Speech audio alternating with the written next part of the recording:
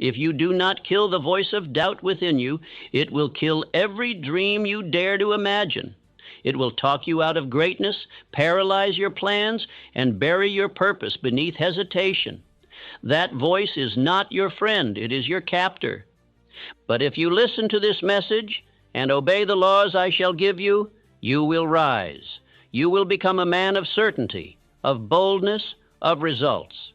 You will no longer ask permission to succeed, you will command it. Listen now, or remain a slave to the voice that has lied to you all your life. If you hear a voice in your mind telling you you're not good enough, understand this. That voice is not you.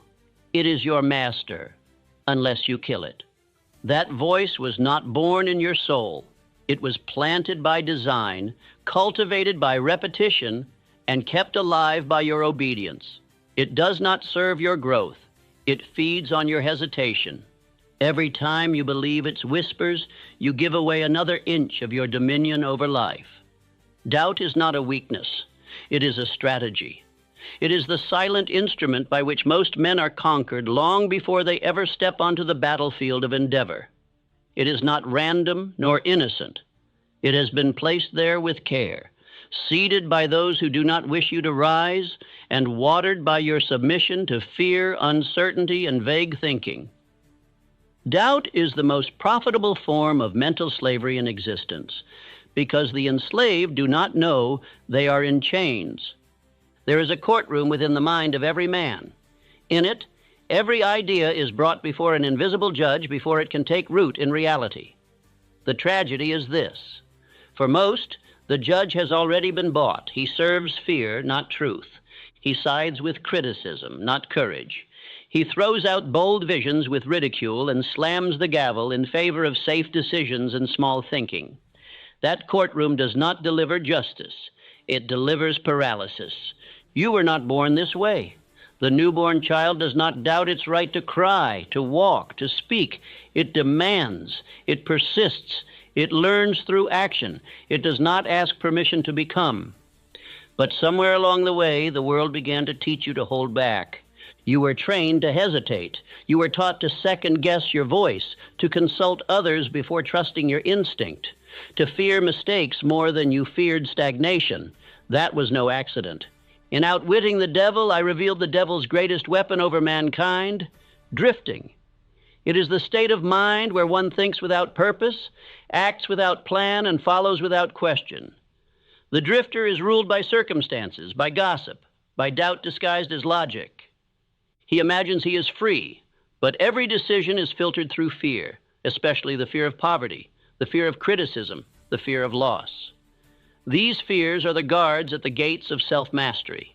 The devil needs no chains, no cells, no violence to control you. All he needs is a whisper in your mind saying, "What if it doesn't work?" All he needs is a pause where there should have been a decision, a delay where there should have been action, a question where there should have been faith. And once that pause becomes a pattern, you begin to drift. You begin to wait.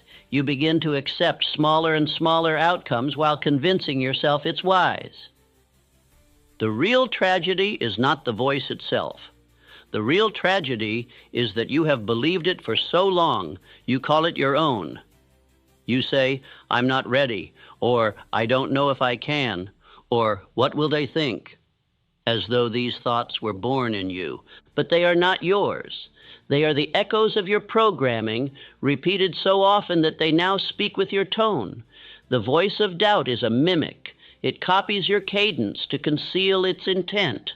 The first step toward freedom is to catch the voice in the act, observe it, then attack it. When it tells you you're not qualified, you must answer, "I am qualified to begin, and I grow more capable with every step I take." When it says you might fail, you reply, "Every failure is my instructor, and I do not stop." When it says they'll laugh at you, you answer, "Let them watch me succeed." You must meet lies with truth and repeat the truth until it becomes louder. Do you not see? The man who doubts himself has already surrendered. He cannot begin, for he has already ended. No army is needed to defeat him. He has forfeited the battle before it began. But the man who knows his thoughts, who watches his mind and governs it with decision and desire, that man is dangerous. That man is alive.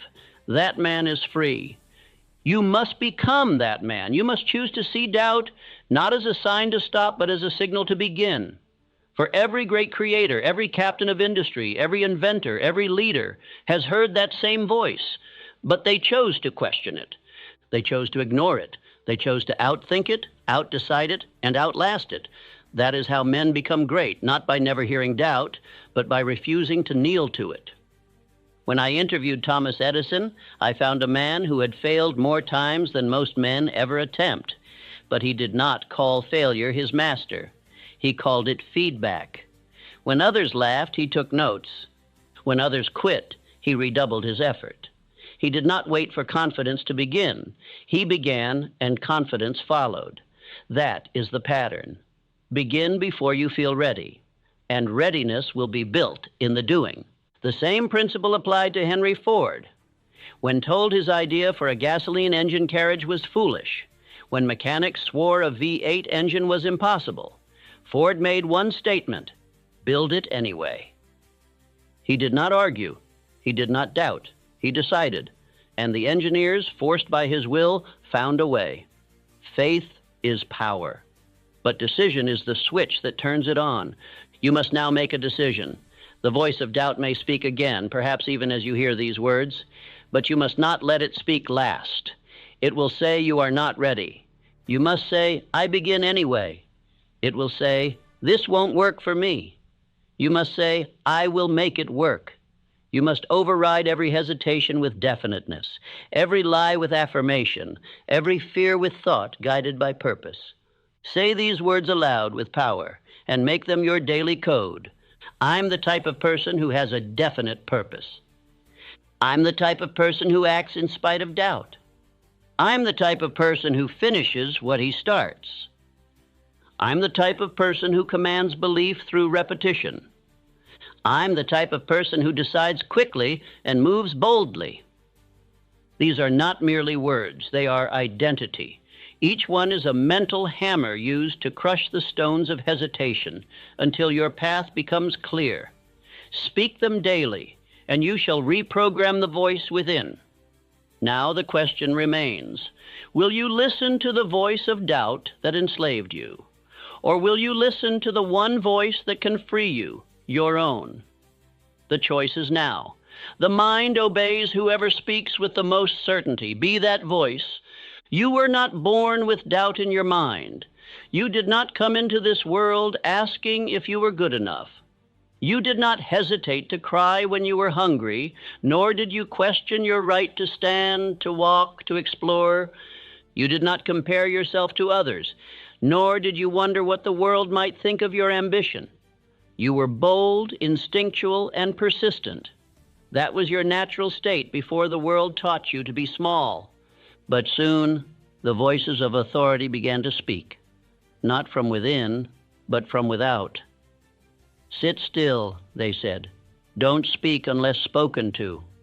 That's not realistic. Stop dreaming so big. And with each word, a seed of doubt was planted. The teacher who marked your imagination as error. The parent who punished your attempt instead of praising your initiative. The peer who laughed when you were different. The institution that demanded you conform before you could create. These were the first blows to your inner power. It begins innocently. One moment of embarrassment, one harsh correction, one ridicule too many. A young mind begins to withdraw, begins to edit itself before it speaks, begins to wonder if maybe it's better to not try at all. And thus, the voice of doubt is born. It is not the voice of reason. It is not your guardian. It is your captor, wearing the face of those who once scolded you into silence. You see, a single moment of fear may pass, but repetition creates rhythm. This is the law of hypnotic rhythm. Every thought you repeat, every emotional reaction you allow without challenge, becomes easier to reproduce the next time. Eventually, you no longer have to be told to hesitate. You do it instinctively. You no longer need someone else to silence your imagination. You silence it yourself. This is how men become drifters, not by accident, but by repetition. Once the rhythm is formed, the mind continues to obey it until a new rhythm is imposed through conscious effort. This is why most men live out the same year of hesitation 60 times and call it a life. They wonder why they remain where they are, not knowing that the rhythm of their doubt has become stronger than the pull of their desire. It is not will they lack, it is awareness. I have named 6 great fears, the 6 ghosts that haunt the minds of men. These are the fear of poverty, the fear of criticism, the fear of ill health, the fear of loss of love, the fear of old age, and the fear of death. But the most destructive of all is the fear of criticism. It is this ghost that first teaches a man to suppress his instinct, to distrust his imagination, to become cautious where he should have been courageous. Criticism strikes at the root of faith before it ever has a chance to grow. One cruel word from a figure of authority, one laugh from a group of peers, one public embarrassment, these can scar the mind deeper than failure ever could, for failure teaches. But criticism, when internalized, paralyzes. It causes the child to question the very worth of his desires. It trains the young man to censor himself. It convinces the aspiring soul to never begin. Yet the tragedy is deeper still, for doubt often disguises itself in fine clothing. It wears the garb of logic. It speaks with the voice of being realistic. It praises caution as wisdom, when in truth it is fear wearing a false crown. It tells you to wait until you're ready, though readiness is only ever earned through action. It whispers that others will laugh, and in doing so, it murders your dream before you give it breath. You must understand this. What most call wisdom is, in fact, well-practiced fear. The world has become expert at justifying its smallness. The masses walk in chains and call it maturity. They mock the bold man because his courage offends their excuses. And rather than grow, they scoff. Rather than act, they analyze. Rather than risk, they retreat. This is not wisdom. This is cowardice with credentials. But the men who shaped history did not listen to such voices. Lincoln faced public failure after failure, defeated in elections, ridiculed in appearance, crushed by personal loss. Yet he pressed on, holding to one thought: the preservation of purpose, the union of a divided nation. He was not great because he was untouched by criticism, but because he refused to let that criticism write his conclusion. Edison was mocked, dismissed, told his inventions were folly. Yet he failed forward. 10,000 failed attempts to birth the electric light. He did not interpret those failures as a verdict against his worth. He saw them as steps in the right direction, and so the light was born, not from genius alone, but from a faith that refused to die under the weight of other men's opinions. Do you understand now why I say the man who doubts himself has already surrendered? He does not need an enemy to defeat him. His battle is over before it begins, because he has placed the crown on the voice of fear and called it truth. He has made the liar a king, and now wonders why he lives like a servant. But you must not be that man. You must trace the voice back to its origin and see it for what it is, an echo of a moment that should have been discarded, not obeyed. You must see that every doubt you entertain strengthens the rhythm of defeat, while every act of faith, no matter how small, begins a new rhythm, one that leads to power. You were born to command. You were not placed on this earth to tiptoe. You were born with faculties no beast possesses: imagination, decision, will. These were given to you so you could create, not cower. Every time you hesitate, you deny your birthright. Every time you choose comfort over calling, you abandon the throne of your own mind. Begin today with this affirmation. Speak it aloud and speak it often. Make it the cornerstone of your mental fortress. I was born with the power to think, to decide, and to become. Say it when the voice of doubt rises. Say it when the crowd mocks. Say it when fear begins to whisper again. And as you repeat it, you shall feel your old rhythm begin to break.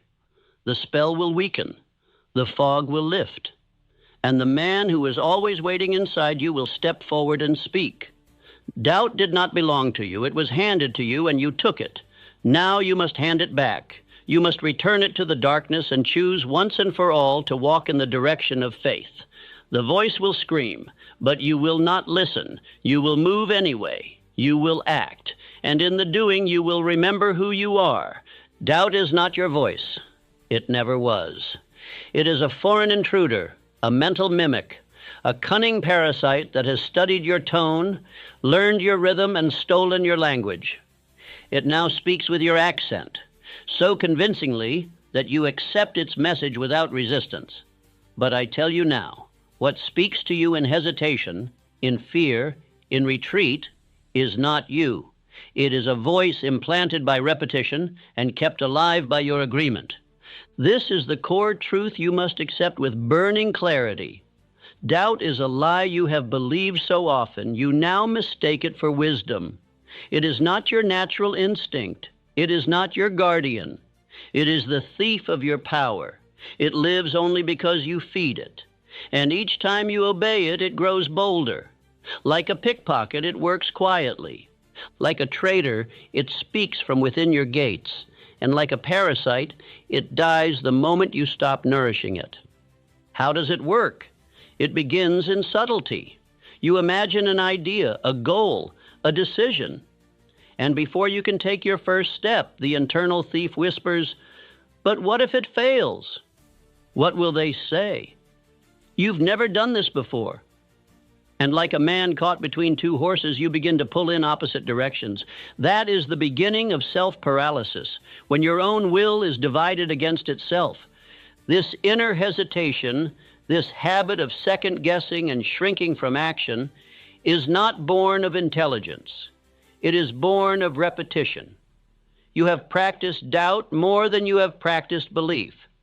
You have rehearsed fear again and again with such dedication that your subconscious has accepted it as your default identity. And the subconscious mind, once given a rhythm, will continue to play it until a new one is installed. That is the tragedy of most lives. They are not destroyed by catastrophe, but by chronic hesitation. The man who overthinks everything will act on nothing. The man who debates within himself becomes his own enemy. I have said it before, and I say it now. The man who doubts himself has already surrendered. The world need not stop him. He stops himself. Understand this principle, for it is absolute. What is repeated with emotion becomes installed as belief. Your subconscious mind does not filter for truth.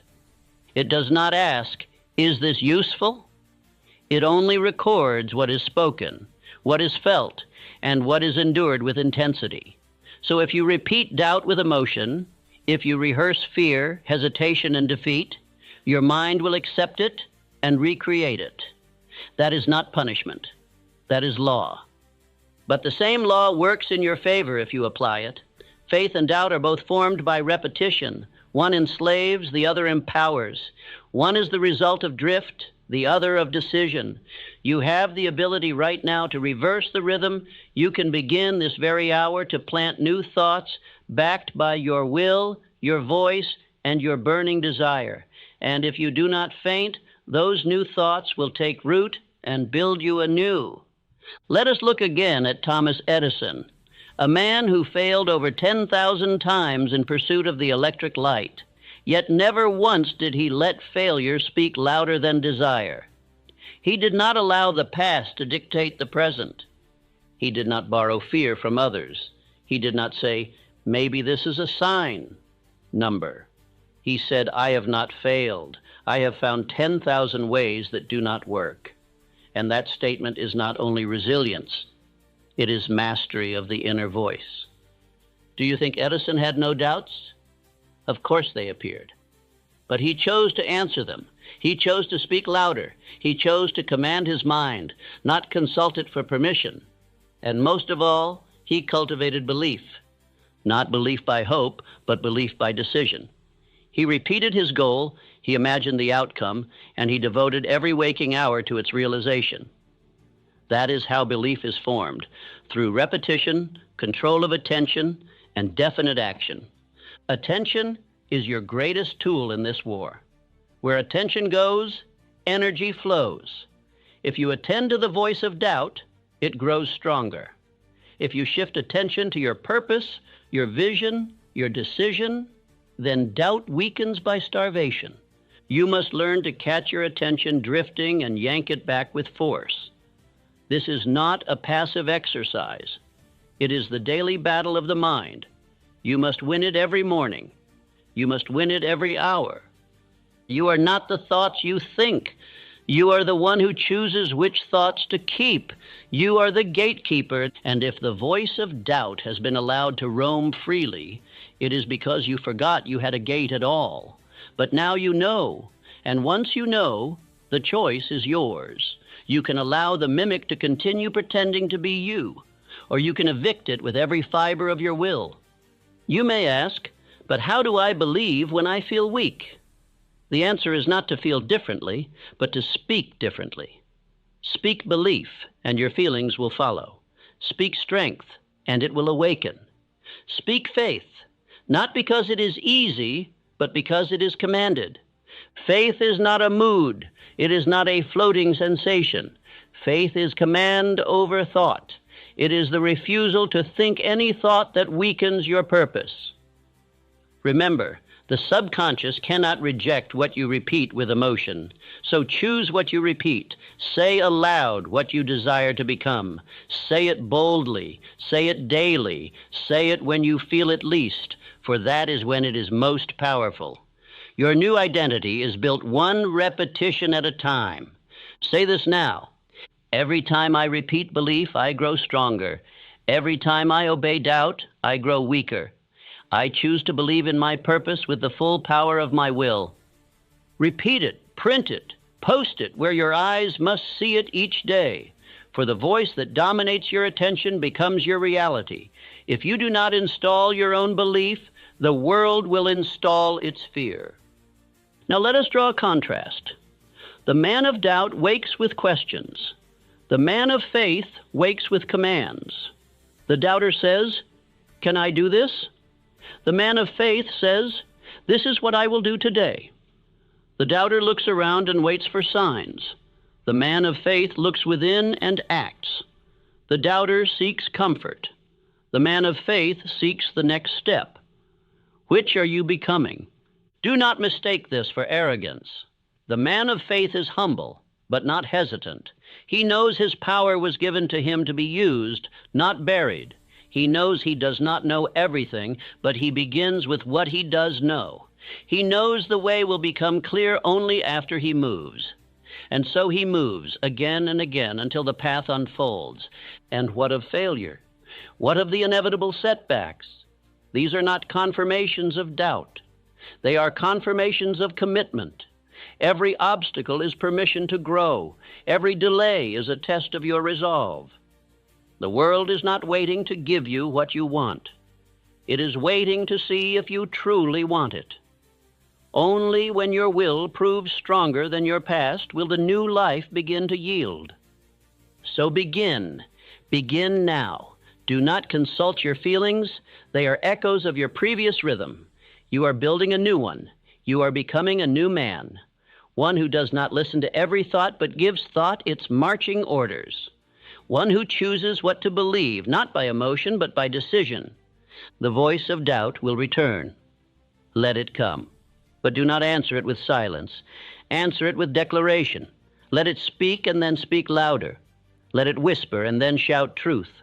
You will find in time that its voice grows faint, that its power depends entirely on your attention, that it only survives in the absence of belief.